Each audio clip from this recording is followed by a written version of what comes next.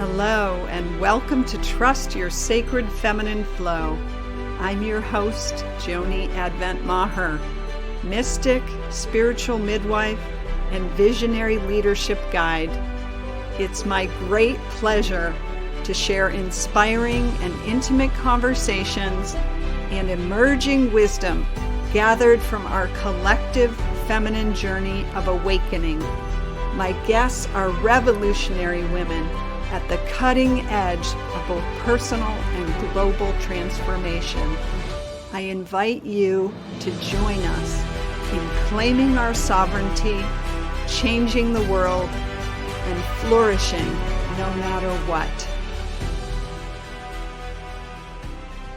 Welcome to Trust Your Sacred Feminine Flow. I'm your host, Joni Advent Maher, mystic, spiritual midwife, and transformational guide, here to speak with you today about money and prosperity. Let's take a breath with that. So money, as they have said, makes the world go round. And certainly in our modern day life, there's not much we can do or create without money. And so this idea of having sovereignty in our lives requires that we have some mastery around money. So I have a 6-month program that I'm in the midst of delivering called Sumptuous Living. And one of the aspects that we look at is our relationship with money.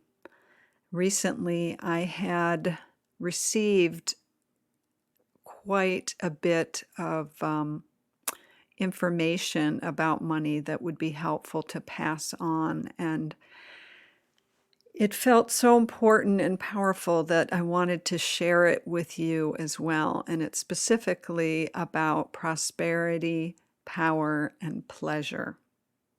So let's dive in. So the dictionary defines prosperity as flourishing financially. I love that word, flourishing. So if you look in the natural world, you can see the way Mother Nature flourishes. And each of us has as our divine birthright that right to flourish in all ways. And that includes financially. That includes enjoying prosperity in our lives. So in order for us to create and experience sustainable prosperity in our lives, it does require competence and self-confidence and leadership in 3 main spheres of our financial life. Each of these areas has a number of skills or facets or issues associated with it. And for each of these, we have the capacity to either excel or feel profoundly challenged or function somewhere in the middle. So I want to share with you these 3 spheres and some of those facets to start out. And what I would like you to do is just to take a deep breath and relax, to receive the list and notice how much ease or difficulty do you feel with each of these. So the first sphere is generating cash flow. So that's how we acquire and receive money. And the issues and the skills that we need are, first, how we value ourselves. Along with that, how we value our contribution or our work. So this does not require that you be either in a, quote, paid job or in a business, have a business. It doesn't matter. We still need to value ourselves and our work and contribution, regardless of what our situation is. Even if we are in non-paid work, we still need to know the value of what we bring. Similarly, our ability to put ourselves out there, this idea of self-promotion or acknowledging, I have gifts, I have something that I bring to the table, and really putting that out there. Next is the ability to ask and or negotiate. So to ask for what you need financially, to be able to negotiate on your own behalf. Next, your capacity to receive, to really say yes and let yourself receive money.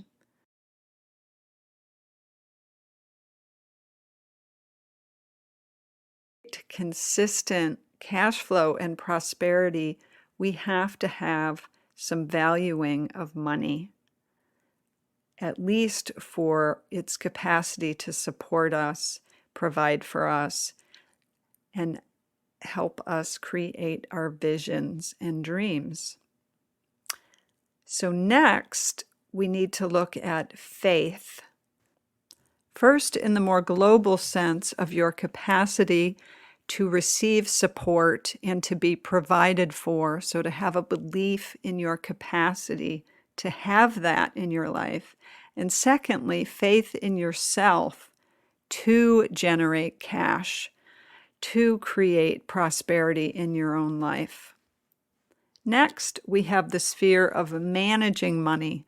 And this is what we choose to do with our money: spend it, save it, or give it away. How we do that comes under financial management. And those issues include clarity about what your financial needs are, what your values are, what your desires are, clarity about what the numbers are. What are you bringing in? What does it really cost to support your lifestyle? What are your debts? What are your assets? Things like that. Next is how you value your resources. What I mean by that is having an understanding of what you value and how your money is used to support those values. For example, if you looked back over the last 90 days and looked at all the ways that you spent your money, it would give you an indication of what you value, whether you consciously understand or know that or not. So it's really important for us to have clarity about that. Next, looking at spending and saving choices. Again, those go hand in hand. So what we value and then how we choose to spend or save our money. And lastly, having the financial skills to maintain a clear picture of your financial numbers, to understand what your situation is in the moment and what's possible for you. And then the last sphere is long-term planning. This is how we partner with money to provide us with ongoing long-term support. And these issues and skills include a general understanding of the power of investing money, the various ways of investing money. Again, not a detailed understanding, just a general understanding is sufficient. Clarity about what your long-term goals are. A willingness to save money and to put money aside so that it can start to work for you or support you long-term. Again, we revisit faith with that idea of having faith that over the long term you are going to be supported and provided for. And then lastly, developing a positive relationship and partnership with money. Seeing it as an ally and a support and a resource in your life. So when we look at all these spheres, again, it's not to say that you have to be an expert in all of these areas or facets. And you certainly don't have to do all of this or any of this alone. However, you can't really create sustainable prosperity or live sumptuously without consciously, competently, and confidently overseeing your cash flow, your money management, and your long-term planning. So this is where the sovereignty comes in. Now let's talk about power. So most people believe that money is power. And to create and experience sustainable prosperity, we need to inhabit our power or sovereign leadership in our own lives. To stand in our sovereignty as women, most of us need to release old limitations about being powerful. At this time in history, we are collectively transforming the masculine paradigm of power over and moving towards a feminine paradigm of creative power to support the whole. And this is happening woman by woman in our own lives as well as in the collective. So prosperity naturally expands our creative power, and our innate creative power as women can be used to create greater prosperity in each of those spheres and facets that I mentioned previously. Again, as conscious women, we are each being called to address our inner fears and blocks to fully inhabit our creative power and our prosperity. So we do this by recognizing the struggles that we have in each of these facets of the three main spheres of our financial life. If we neglect these struggles or we abdicate our financial sovereignty to others, to the future, to the universe, we pay a price. At minimum, we have a missed opportunity to live into our fullness and experience sustained prosperity, and more severely, to remain stuck in fear, insecurity, self-betrayal, and survival. And I would even say a form of slavery, a slavery to the concept of whether it's hard work or a slavery to a relationship dynamic that we see as a portal to our prosperity. When we're not able to embody our own power and our own sovereignty and welcome and recognize that we can be a source for our own financial well-being, it puts us in a kind of slavery. So, what can we use to support us in stepping into our sovereignty and creating our sustainable prosperity? Well, one often overlooked way, but very vital way, is actually through pleasure. We know that pleasure is a powerful medicine, but how does it connect with prosperity? This was brought home to me recently in a conversation with a dear friend who is also a member of my Sumptuous Living program. And we were discussing how to create prosperity or financial success from her unique gifts and essence. And as she was talking that through with me, she had an epiphany. And she said, she realized that the things that give me the deepest pleasure can bring me the most money. She realized that those aspects and behaviors and preferences in her life were actually the things that could bring her the greatest prosperity. And in some ways, that seems like well, yes, of course, but it was a big epiphany, both for her, and I had a big, we'll say, wave of recognition in my own being and my own body. Like, yes, of course.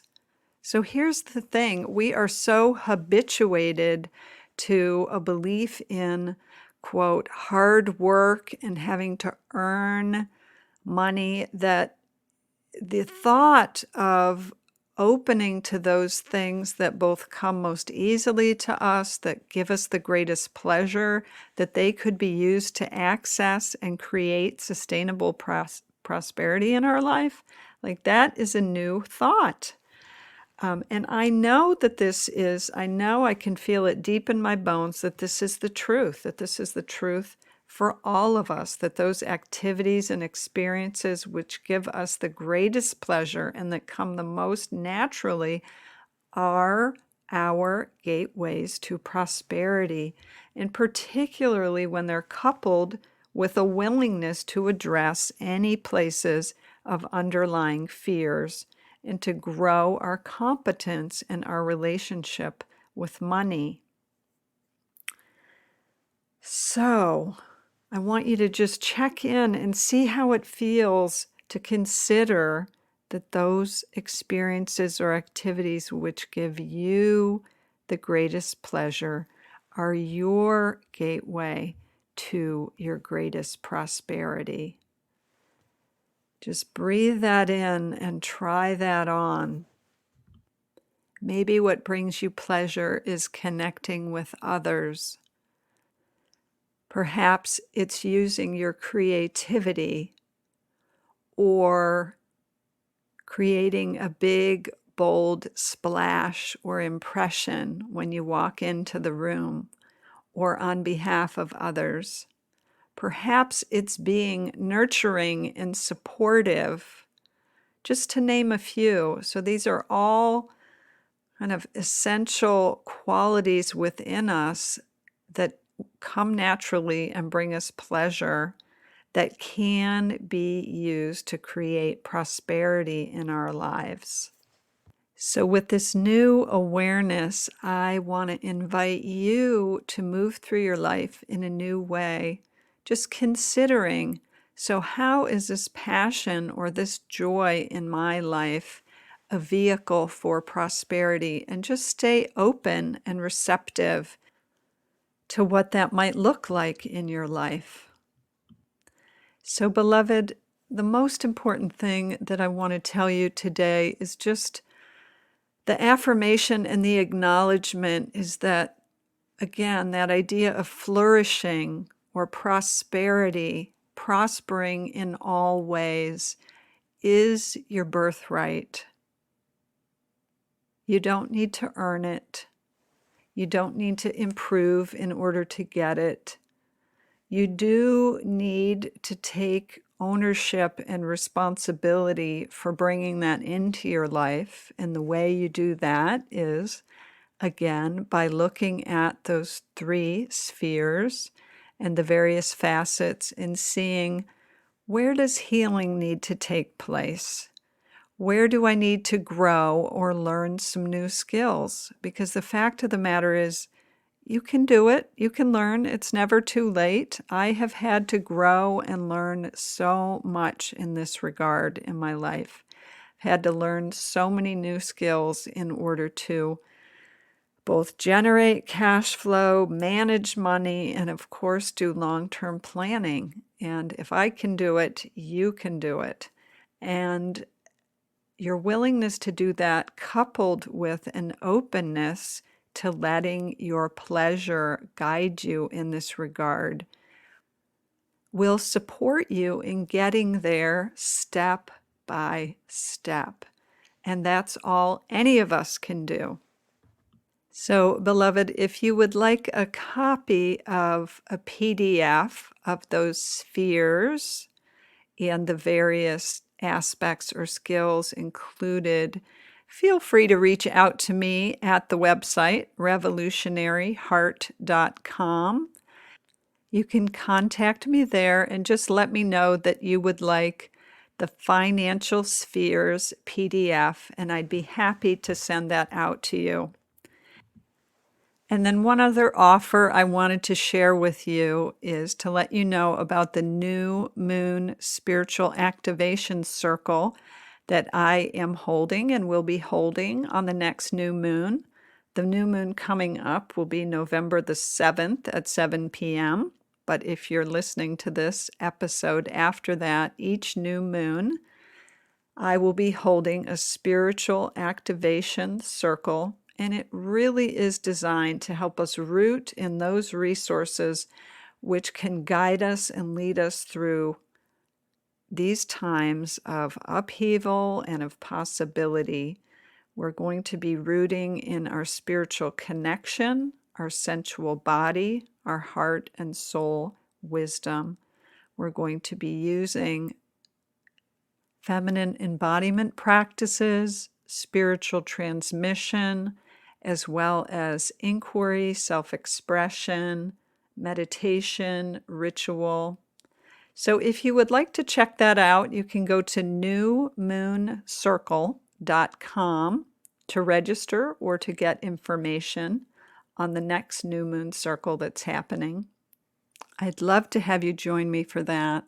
It is a powerful form and format to root deeply in both your faith in yourself, in your capacity to embody your power, stand in your sovereignty, and also rest in the exquisite support of life.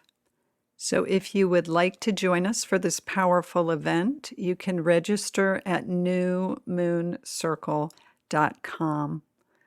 And until next time, beloved, sending you my love and the reminder to always trust what your heart knows.